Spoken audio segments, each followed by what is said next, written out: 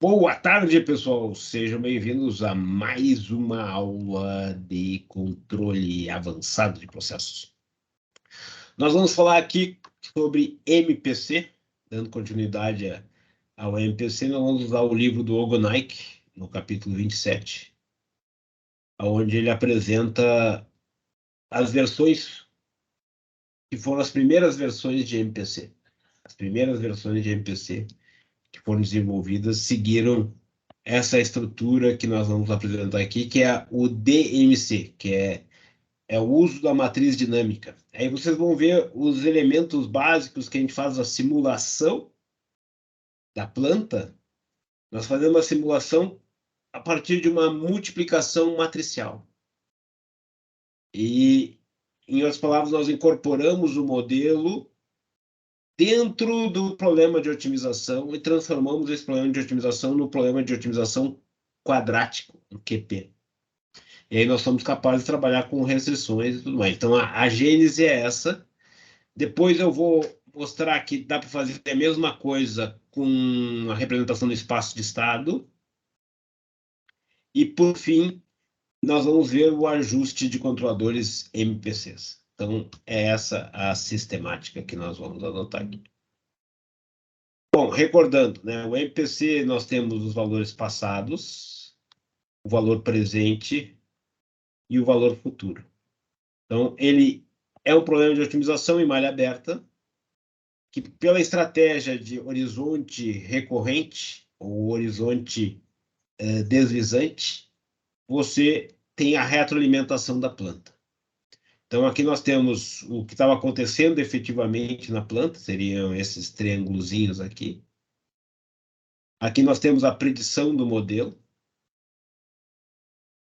E aqui seria o set point, esse asterisco aqui seria o set point, o valor desejado. Então, a diferença entre o que eu tenho estimado pelo modelo e o que eu tenho na planta, isso aqui é um bias. Esse bias é o que realimenta, que retroalimenta um controlador MPC, na sua essência. E aí nós temos o efeito da trajetória vinda do passado, a inercial, e além disso, eu tenho os graus de liberdade, que são esses deltas aqui. Esses deltas são as variáveis de decisão do nosso problema. Então, nós vamos mexer até um horizonte M, que é o horizonte de controle, e vamos simular a planta até um horizonte P, que é o horizonte de predição. Fazemos a otimização. Essencialmente, é um problema de programação quadrática. Então, programação quadrática é facilmente resolvível. Ela toda vez que você conseguir transformar o seu problema no problema QP, você tem vários solvers muito robustos, muito bons para controladores, para otimização QP. Aí o seu problema está praticamente resolvido. Então vamos lá. Primeira coisa é o modelo. Nós vamos usar a resposta de grau. O que é a resposta de grau? A resposta de grau, imagina que eu faço aqui uma perturbação de grau na planta. Aí eu coleto a resposta do sistema ao longo do tempo. Aqui é o tempo, né? E aqui está a resposta do sistema. Esses betas aqui é o valor num determinado instante de tempo. Então, você tem o tempo de amostragem.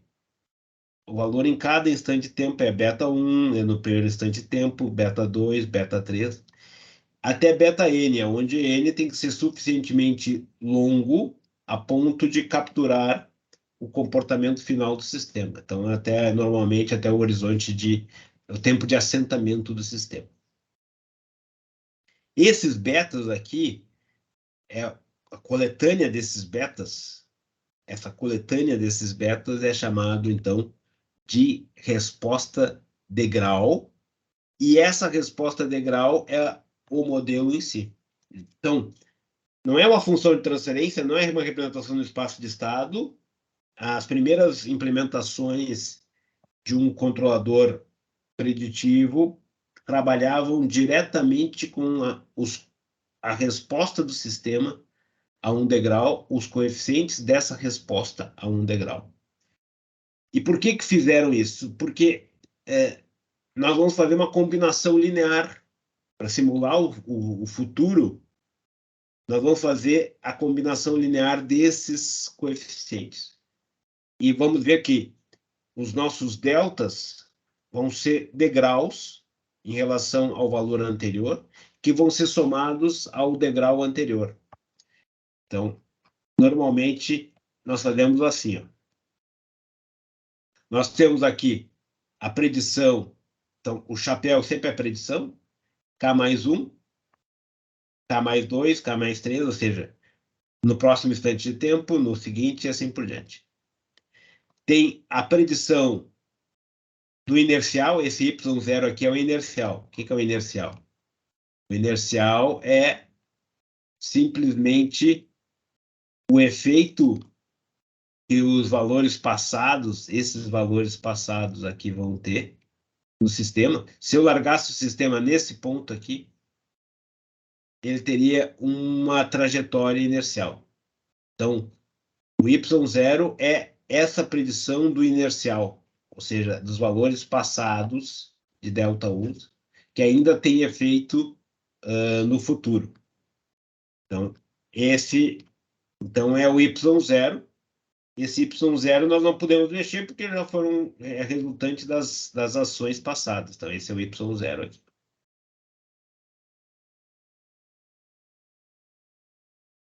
Então, na predição eu tenho o Y0, tenho o ΔUK, que é o ΔU no instante atual, que é uma das variáveis de decisão, vezes o β1.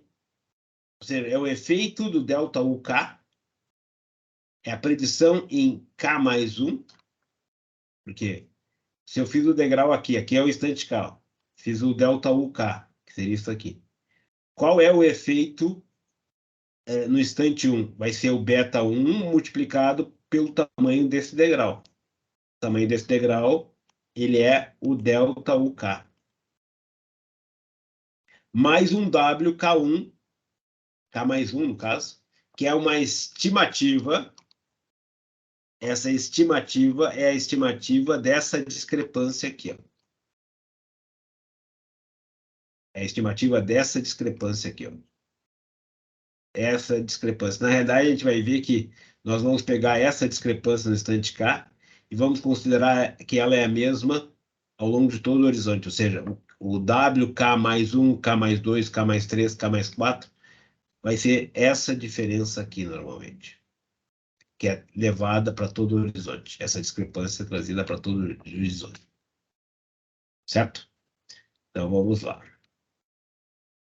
Esse é o instante K mais 1. Então, é o efeito do inercial, o efeito da primeiro ΔUK, que é o primeiro grau de liberdade a ser mexido, mais a discrepância, que é o feedback. Isso aqui é o feedback. O K mais 2. O K mais 2 é o inercial 2, mais o quê? No instante 2, esse degrau em UK, ele vai ter a componente β2 vezes esse degrau. Então, isso aqui é a predição do efeito no instante 2, decorrente do instante ΔUK. Só que agora eu vou ter mais um ΔU. ΔUK mais 1, que é o segundo grau de liberdade. Esse segundo grau de liberdade vai... Qual é a contribuição que ele vai dar? É como se fosse um novo degrau, só que para ele o que vai valer é o efeito no próximo instante de tempo. Então vai ser o β1 vezes ΔUK mais 1. E agora, por que a gente pode fazer essa combinação linear? Porque o modelo é linear. Então, o modelo linear permite com que nós façamos essa simulação pela combinação linear das contribuições. Então, Essa é a ideia. No instante K mais 3 vai ser o inercial 3, mais o efeito do delta UK no instante 3, mais o efeito do UK mais 1 no instante 2 e do UK mais 2 no instante 1. Quer dizer, não, correspondente ao instante, um passo adiante, melhor dizendo. Então, escrevendo isso aqui de forma genérica, num M, é dado por isso aqui, e aí, colocando agora isso aqui, escrevendo de uma forma matricial, a predição do vetor vai ser o vetor inercial mais uma matriz beta multiplicado pelo delta UK, mais a retroalimentação, ou discrepância de retroalimentação. Tendo que essa matriz aqui é chamada de matriz dinâmica. Ela é simplesmente uma matriz que é a resposta degrau, completo na primeira coluna, depois eu começo a resposta degrau deslocada, coloco o zero aqui e desloco uma, depois coloco 2 zeros e começo e assim por diante. E essa aqui o vetor delta UK vai ser esse aqui, ó. Então eu vou multiplicar delta UK completo e assim por diante os demais. Ou seja, essa matriz dinâmica foi a base do primeiro controlador foi desenvolvido na Shell pelo Cutler. Observe que os controladores preditivos eles tiveram sua gênese na indústria. E a Shell foi uma das pioneiras com o Cutler na criação do algoritmo DMC. E na época eles não patentearam o algoritmo. Eles ficaram 10 anos rodando esse algoritmo, não patentearam, porque se eles patenteassem, eles abririam a ideia da. Então eles esconderam o negócio o máximo possível e fizeram o algoritmo DMC, que depois veio a público e é um algoritmo antigo, só que tem os princípios básicos do controlador preditivo. Então vamos ver como é que funciona nosso problema de otimização. Alguma dúvida até aqui?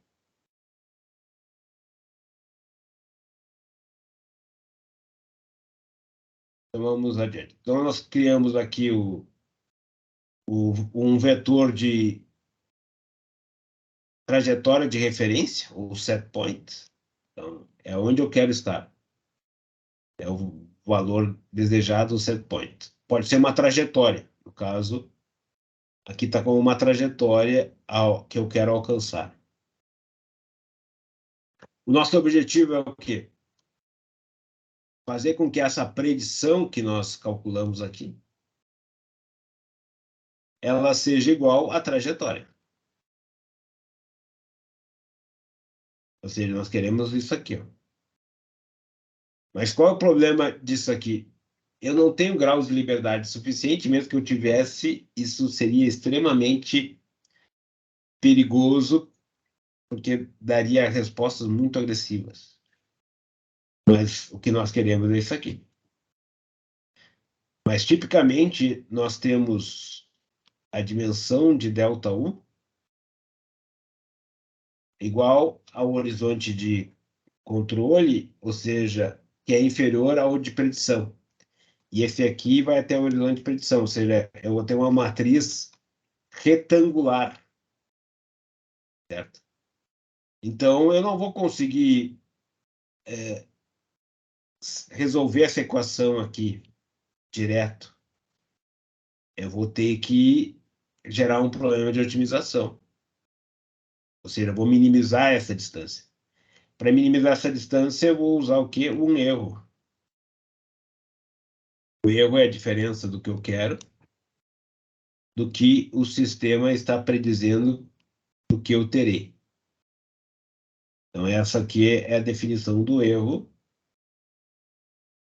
E aí, o objetivo é esse erro, então eu passei para o outro lado esse efeito aqui e passei para o outro lado esse efeito aqui. E deixei do lado esquerdo somente a matriz dinâmica vezes o delta U, pelo vetor. A questão agora é que eu vou ter que minimizar isso aqui. Na minimização disso aqui, o que é? Eu vou fazer justamente a diferença entre o erro, K mais 1, menos isso aqui, ao quadrado. Vou minimizar isso aqui. Ó. Vou me aproximar o máximo possível. Eu vou resolver esse problema de otimização. Isso aqui é um vetor transposto, isso aí é simplesmente a soma de cada elemento ao quadrado. A solução disso ela é analítica, que falta um meio, tá? Falta um meio aqui, que eu derivar isso aqui, vai ficar um meio, que aqui é o quadrado, que tem que colocar um meio.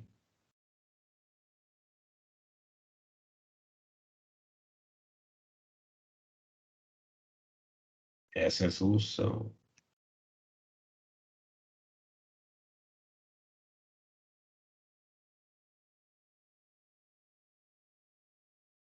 Vezes 0,5. Mas o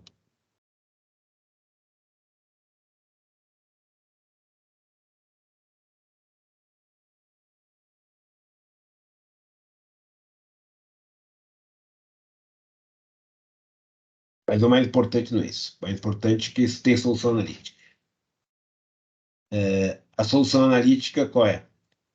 É a pseudo-inversa. Então, a gente tem pseudo-inversa aqui.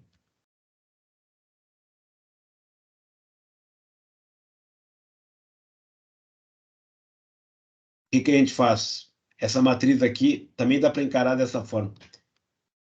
Nesse problema aqui, ó, isso aqui não é uma matriz. Isso aqui não é uma matriz quadrada. Para transformar essa matriz quadrada, o que que a gente faz? A gente multiplica essa matriz beta aqui por beta transposto e daí vira uma matriz quadrada. Se eu multiplicar por beta transposto, fica uma matriz quadrada. Aí eu multiplico os dois lados, né? Multiplico aqui também por beta transposto. Aí eu tenho uma matriz quadrada. Aí, isso aqui é uma matriz quadrada, eu consigo inverter essa matriz e aí eu tenho a solução analítica. Essa é uma forma de ver a solução. Ou simplesmente eu derivo esse quadrado, vai ser delta U ao quadrado, e aí delta U ao quadrado, esse problema normalmente a gente coloca aqui um meio na frente, um meio, a gente coloca aqui no 5, porque quando eu multiplicar por 2, não é aqui seria 2. Tá? Eu escrevi errado.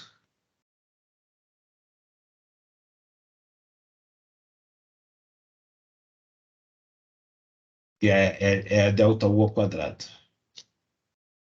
Delta U ao quadrado, a derivada fica 2 delta U.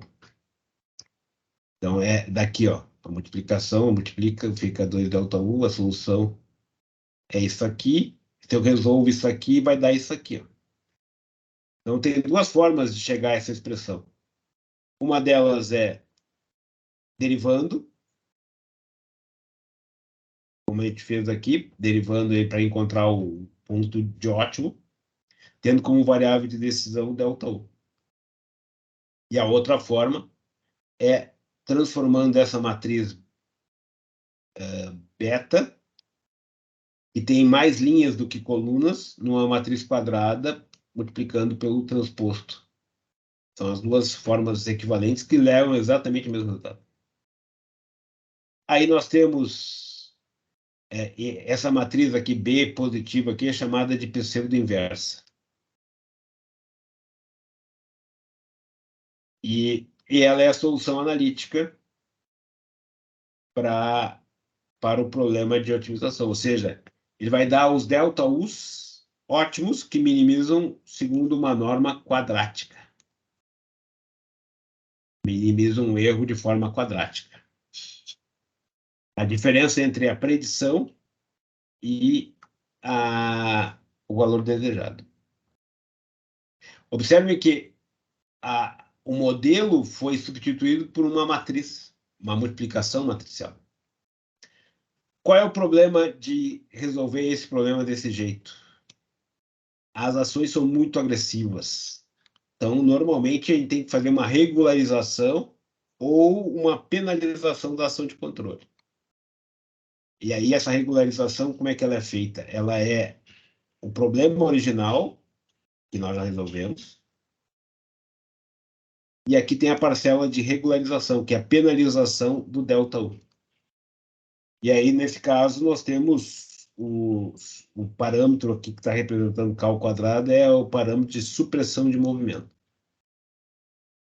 Normalmente, o problema de resolver isso aqui, essa solução aqui, ela é muito agressiva, essa solução aqui. Ou seja, ações de controle muito bruscas.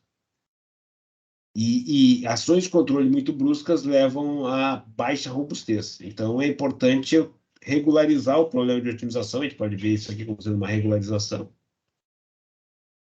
Ou, no caso, uma penalização da ação de controle. E a solução desse outro problema aqui é similar à obtida anteriormente. A diferença é que antes só tínhamos a matriz B transposta vezes B, mas sem nada aqui, sem essa parcela aqui. Agora, nessa inversa aqui, porque o problema todo está nessa inversa aqui. Essa inversa ela é mal condicionada e pode gerar problemas numéricos e que levam a ações de controle espúrias. Então, o que a gente está fazendo aqui, a grosso modo? A gente está transformando essa matriz, que é sensível à inversão, numa matriz mais facilmente invertida ou inversível, de tal forma que a gente pega e coloca um K ao quadrado, o parâmetro K, que é o parâmetro de expressão, na diagonal, ou seja, ela deixa a matriz diagonal dominante. Certo? Então, é essa modificação aqui, e aí nós já temos uma solução bem melhor do que a anterior.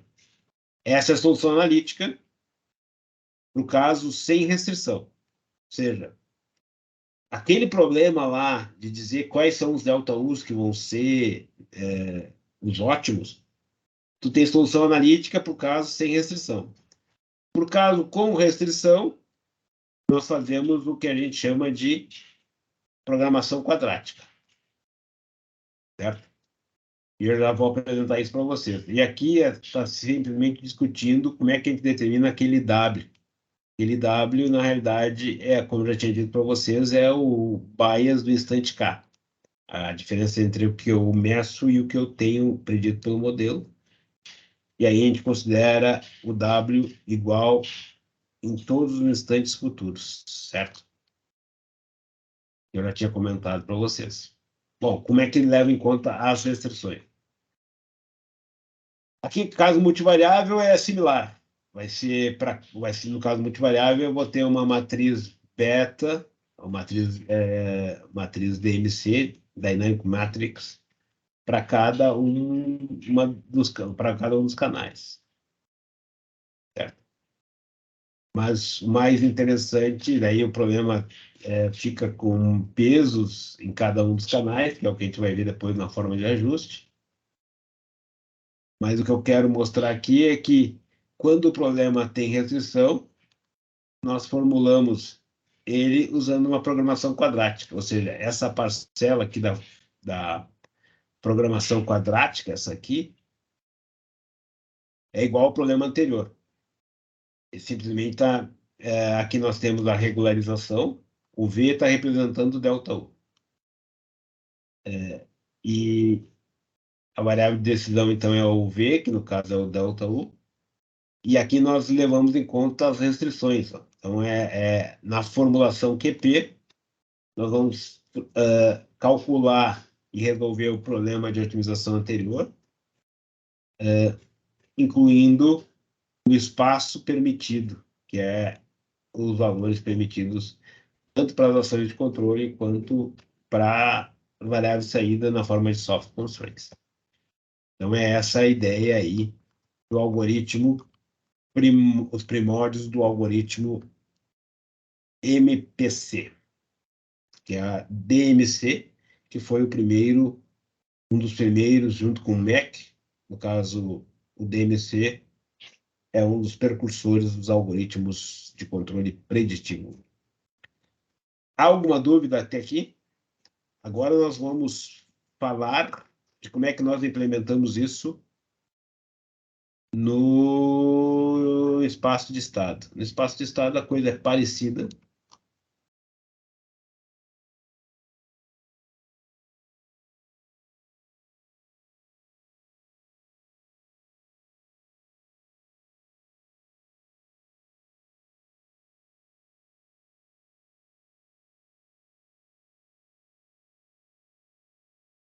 Então, vamos ver aqui.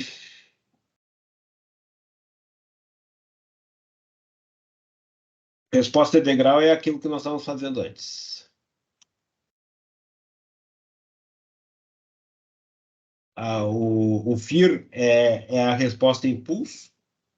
Se eu somar os FIRs, eu tenho a resposta integral. Então, a resposta integral é o que nós usamos antes.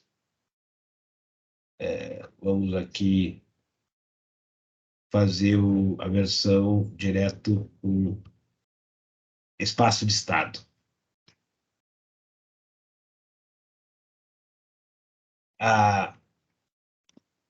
Aqui é como se H for a resposta impulso, como é que tu relaciona a resposta integral, que na realidade é a integral que é a soma.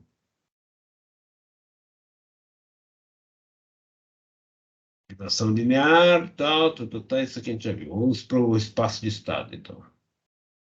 No espaço de estado, nós temos o modelo dessa forma. E aí, o que a gente faz no espaço de estado? A gente pega o modelo, escreve ele ZK mais 1, Z. Z é o espaço de estado, é o X, a variável de estado. Então, isso aqui simplesmente é o modelo escrito na resposta no espaço de estado para K mais 1. E aqui é o mesmo modelo escrito para K. Então, é o mesmo modelo, mesmo esquema. Aí nós calculamos a diferença entre esses dois modelos e temos o modelo diferença. Então, a gente vai ter o delta Z, que é o quanto vai variar aqui de ZK para ZK mais 1, fruto de uma variação de U. O K menos 1, delta, o K que é a variável de decisão. Reescrevendo isso da forma matricial, nós temos aqui, ó.